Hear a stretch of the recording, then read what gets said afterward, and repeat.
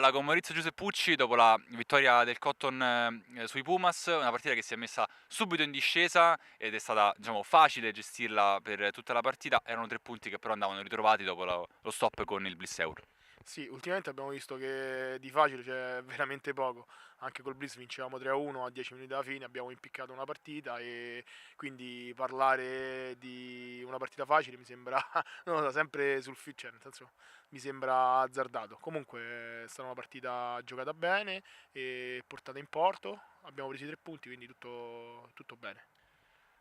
Sostanzialmente va ritrovata una certa compattezza anche diciamo, nella rosa titolare del Cotton Club.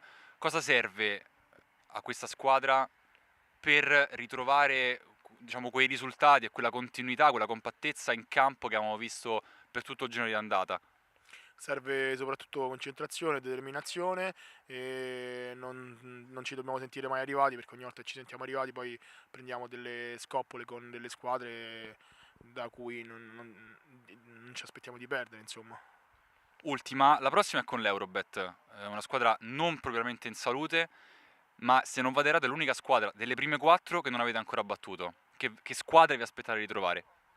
Non lo so, l'ho vista ultimamente giocare, mi sembrano un po' involuti, poi non lo so, poi magari lunedì ci presentiamo e ci fanno 3-0, però mi sembrano leggermente meno in salute di un mese e mezzo fa, 2 mesi fa.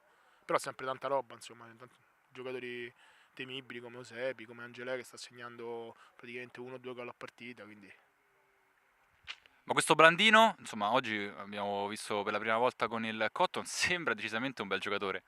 sì, è un giocatore a 19 anni, quindi è molto piccolo, è un giocatore che fa la categoria e oggi ci è venuto a dare una mano perché non l'hanno squalificato e spero possa tornarci utile anche in futuro.